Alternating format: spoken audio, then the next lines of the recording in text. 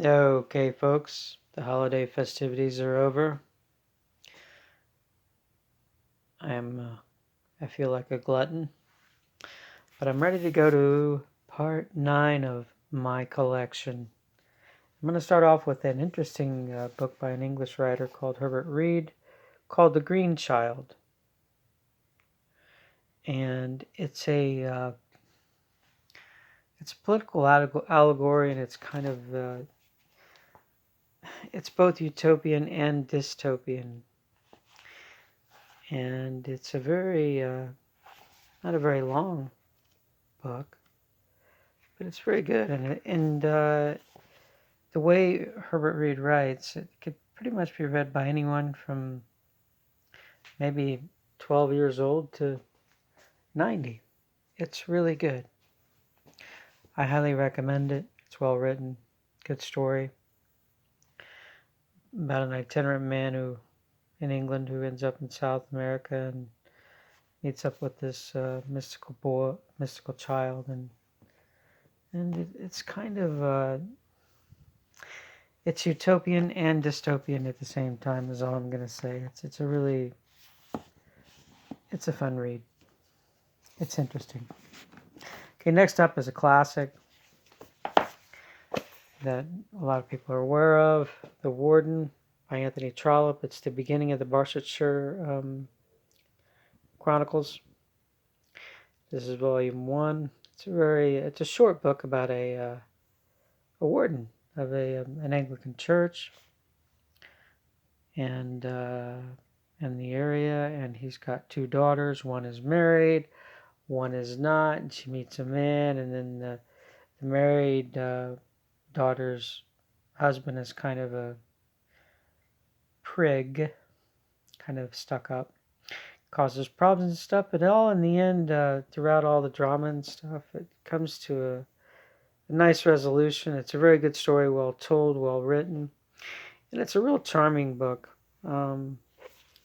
It's a great beginning to a wonderful series of books, and I highly recommend it. The warden himself as a character is a well written and rich character who is not simplistic or all good or all bad. He's a wonderful character. All right, next up is a favorite of mine, and it's one of Dostoevsky's, or Dostoevsky, however you want to pronounce it, one of his lesser known works called The Village of Stepanchikovo.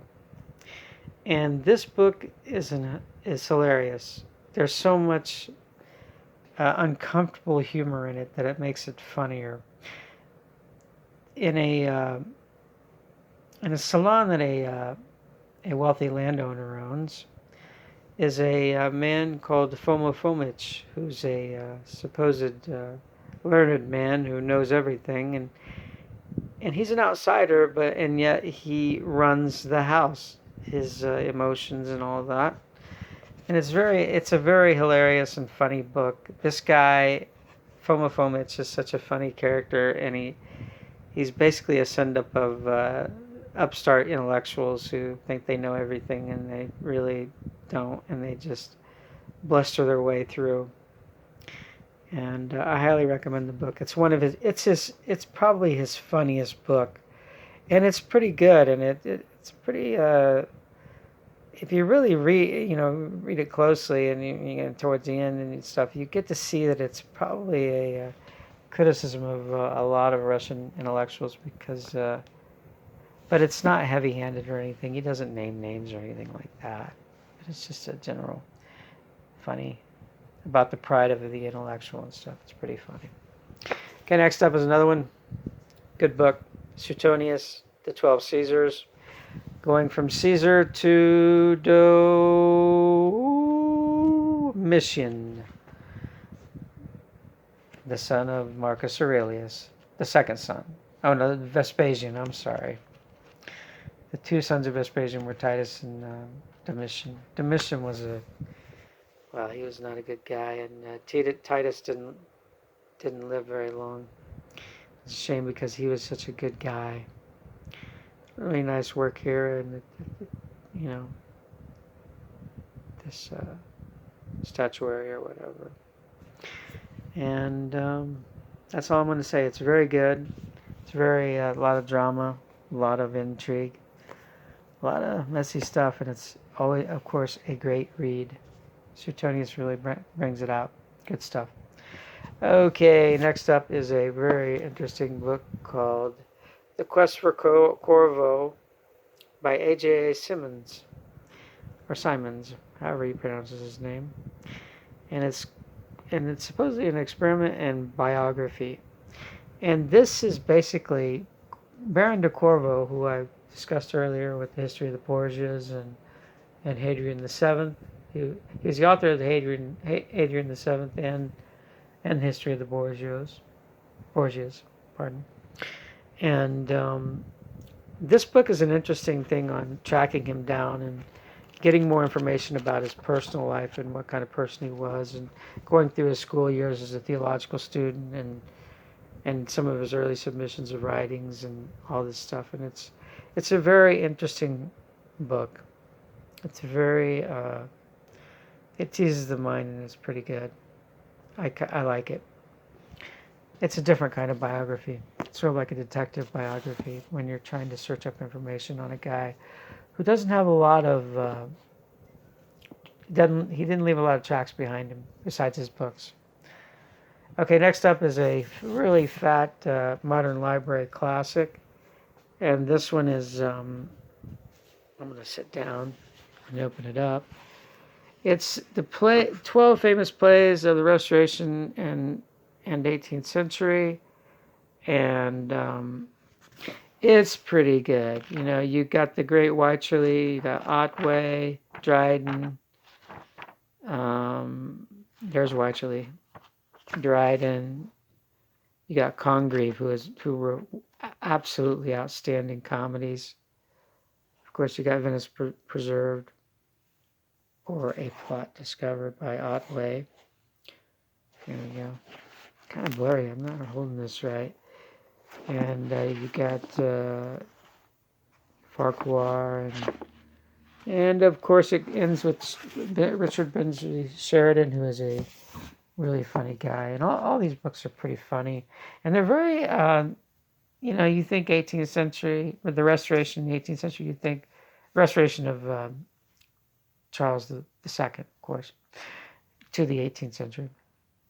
You would think these books would be uptight and really, serious and all this stuff, and but no, they're very. There's a lot of ribaldry and I would dare say vulgarity. It's kind of a lot of risque stuff in it. It's pretty funny though. All right, here's a book. This is book 2. Book 1 is in another location in my library. A Dance to the Music of Time by Anthony Powell, which is a 2-volume series of that's pretty good. I'm not going to tell you anything about it because it's really, if I told you anything about it, I might turn you away. All I can tell you is it's well written. As far as fat books go, the first volume is bigger than the second volume, by the way. And this is quite a mighty tome. It's kind of heavy. I'm going to have trouble fitting it back in. I got it. And it's a really good book, well written. Powell is a great humorist. He sets scenes excellently, and it's pretty good. All right, here we go with another one. The Selected Works of Cesare Pavese. Or, yeah, I'm going to call him Cesare, like I do Cesare Borgia. I just like doing that. And these are The Moon and the Bonfires and stuff like that. Among Women Only, The House on the Hill, The Beach, The Devil in the Hills. And it's really good stuff. He's really good. Pavese is an excellent writer. Great stuff. It's pretty good. Okay, next up is oh God, bless America. A book by Norman Rush, and this is a book about it's a philosophical novel about an American anthropologist who goes to Botswana, and she's noble and very meticulous, and she wants to find out about this. You know, she's trying to create a thesis for a book, and there's this charismatic intellectual that she meets who has a secretive utopian society, and he's the only man in the society, and all the rest are women, and it's kind of funny, and it's somewhat political and also cultural. Again, you get kind of a colonial angle here, and it's a pretty good book. I even like this artwork here. Pretty neat. Really fun book. I recommend it. Okay, here we are with Plays Pleasant and Unpleasant, Volume 2 by Bernard Shaw. This is an older version. Ooh, Ex Libris. Okay. And this was by Brentano's, printed in 1890. Oh, copyright 1905. Pardon. That's when this was printed. There you go. And it's got all, the Man of Destiny, Candida, Arms in the Man, which is hilarious. And you never can tell. And pretty good stuff. Shaw writes funny plays. They're pretty good. Okay, next up is a volume of 2 mystical Balzac novels. Openly, the main theme is mystical. It's not an element in the book. The main theme is mystical, and they are novels. One is called The Quest of the Absolute, and the next one is called Seraphita. And these are excellent novels. Really interesting stuff. Balzac, good with intrigue, with money issues, grasping family members, and also great when it comes to mysticism. I highly recommend anything by Balzac because he's just an outstanding writer. And yeah, there are jokes about his name, but I'm not going to go there. Okay, next up is a book by an Australian, Patrick White, Voss, and it's set in 19th century Australia. Yeah, secret passion between an explorer and a naive young woman. Where have we heard that before? But of course, this was written in, I believe, early 19. It was written in 1957. So at that time. But the setting of this book is Victorian. The Victorian days. So it's pretty interesting and very. How can I say this? It's Victorian. It tackles Victorian era stuff, but it attacks it in an adult way. It doesn't frame the Victorian, all the Victorians as prigs and, we don't have sex and we don't have bowel movements and stuff like that. It's kind of a realist novel, and it's pretty good. I recommend it. Patrick White is very good. Next up, again, he's going to be in here a lot because I really like him. Émile Zola, The Belly of Paris, Le Ventre de Paris, Le Ventre de Paris, and it's a really great book about guys coming back from the war, or from Devil's Island after following Louis Napoleon's coup d'etat, and they're coming back into Paris after an amnesty, and boy, does Paris become kind of roiled up and kind of interesting. And this novel is really great. And I can't say enough about it. And that's all I'm going to say. It's about one man who tried to attempt an insurrection. And it's interesting. That's all I'm going to say. I would highly recommend it if you can get it. All of Zola's books are very entertaining. Some are like Germinal and L'Assommoir are very... There's a lot of dark humor in them, and they're very funny, but they're very sad at the same time. And they're very, what's the word I want to use? Acerbic. I mean, they're not, it's not a feel-good humor. It's a humor that crawls back into the gut. claws back into the gut. You know, it really comes back to you. All right, here's a great book that I highly recommend to anyone. Lucretius, on the nature of the universe. And this book is a poem, but it's translated as in prose. But you can still catch the poetry and the poetic nature of it in the translation, which is well done. Everything from meteorology to geology, cosmology, sociology, sensation, and sex. There are some very openly descriptive passages in it. And it's so well written, life and mind, movements and shapes of atoms, matter, and space. Lucretius was a materialist, and a lot of materialists will often harken back to Lucretius and talk about him and recommend him and say, "Oh, he was a great guy," and all this stuff. And yeah, if you read the book, it's a charming book, and it's so well written. It's so well done. I have another version of this that's in verse form. I prefer this version to the verse form version because the verse form version seems forced via translation, whereas the prose version, even it's still poetic, but it flows better. All right, here's another book, classic that a lot of people have to read when they go to college or anything, or take any introductory to politics or anything like that. It's Jean-Jacques Rousseau's A Discourse on Inequality, and this is a very good, solid book. And it's a short book because Rousseau, if except when he's writing about himself, when he's writing about injustice, he gets right to the point and he argues very forcefully. And I just, it's very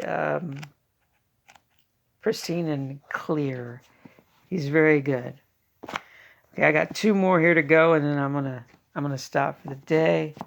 Don't want to spoil you guys. All right, this is a book I'm not proud of having. I only have it because it's interesting, even though this guy was a Nazi. And his name was Martin Heidegger. And the book is called The Question Concerning Technology and Other Essays. And the essay Question Concerning Technology is a very interesting book, despite the character of the man who wrote it, who was a Nazi. Also, The Age of the World Picture is another writing that I think it was written in I think it was written in the 60s, maybe the 50s. Hold on, I want to get this right. Oh, they were actually written in the technical speech, voltage and abstraction.